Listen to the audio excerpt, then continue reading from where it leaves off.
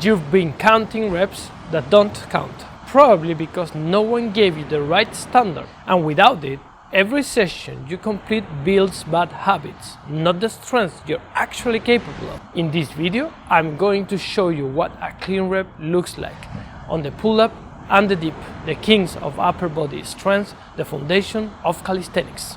There are 3 criteria to evaluate a clean rep: full range of motion, controlled tempo, and zero momentum.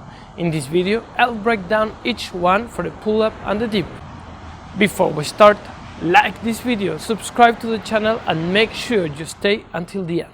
The first criteria is full range of motion, and this is where most people are losing without knowing it.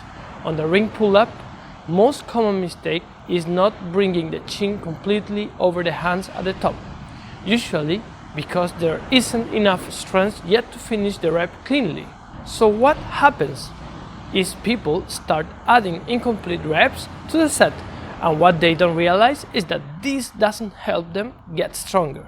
It just fatigues them faster without producing the neuromuscular adaptation they are actually looking for. The bottom position is a dead hang, arms completely straight, shoulders fully elevated. The top position is chin over your hands, not chest bar, just chin over hands. That's the standard. On the ring dip, it's a similar story, but there's an important difference. Getting to full depth is not just a strength problem, it's a mobility problem. To reach the bottom position correctly, your shoulders need to have enough mobility to move freely below ring level. If that mobility isn't there, the body will stop the movement before it reaches full depth. Not because the muscles gave out, but because the shoulder joint simply can't get there. Most people stop well short of full depth without even knowing it. The second criteria is controlled tempo, and this one has 2 phases, the eccentric and the concentric. On the ring pull-up, the eccentric is the lowering phase, from the top back down to dead hang.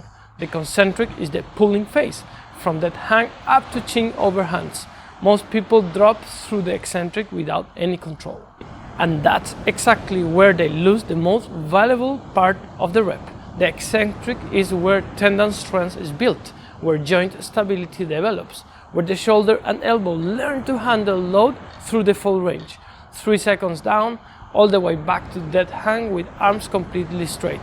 And the concentric should be deliberate too, not keeping no jerking to initiate the pull, controlled from the bottom all the way up to the top. On the ring dip, the eccentric is the lowering phase, from lockout at the top down to full depth.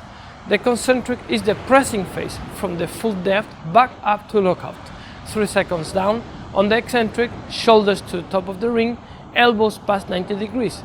The concentric back up should be vertical and controlled, no forward lean, no chest swing, finished with full lockout and rings turned out.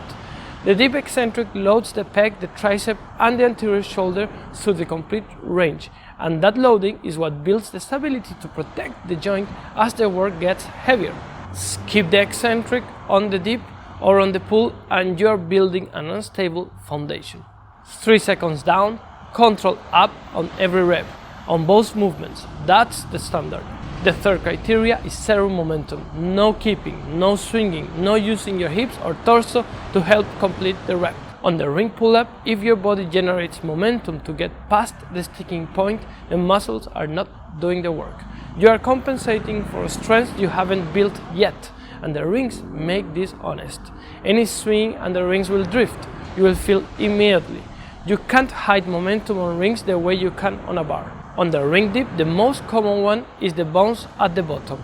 People reach full depth and immediately use the elastic rebound to press back up. That rebound is not strength. It's a shortcut that bypasses exactly the range where the movement is hardest and most valuable. That stop at the bottom, then press. Zero momentum is not just a technique cue. It's a diagnostic tool. If you need momentum to complete the rep is above your current level. Reduce the volume, keep the standard, and build from there. That's how you actually get stronger. Now, you know all 3 criteria perfectly. If your body can't physically access the range, the standard is not available to you yet. So here are 2 exercises, one for a pull and one for a push. For the pull, the dead hang passive stretch. Hang from the rings with your full body weight, completely relaxed, and let gravity decompress the shoulder joint and lengthen the lats.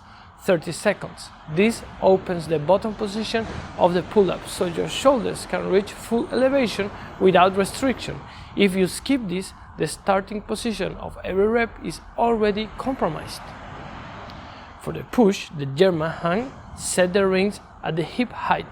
Grab both rings with palms facing back and slowly let your body fall forward and down. Arms extended behind you, chest opening forward the floor. Don't force the position, let gravity do the work. 30 seconds, breathe into it. This is the mobility that makes full depth on the ring dip accessible. If the anterior shoulder and chest are too tight to get this position, they're also too tight to reach the bottom of a dip without compensation. And the last piece is the breath. The rule is simple. Exhale on the concentric, inhale in the eccentric, and never hold your breath. Holding your breath increases blood pressure unnecessarily and disconnects you from the movement.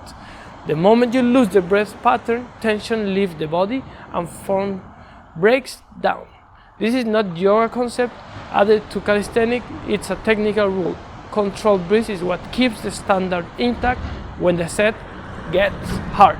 So now you have everything. The 3 criteria, the mobility work to access the range, and the breath pattern to hold the standard when it gets hard. This week, film a set of pull-ups and a set of dips, watch it back, and be honest with yourself about how many of those reps actually met the standard. If you're below 10 strict clean reps, that's your starting point. And that's exactly what Warrior Training Foundations is built for. 8 weeks, ring pull-ups and dips trained to this standard, with the mobility and breath work built in from day one. The link is below. Earn your strength.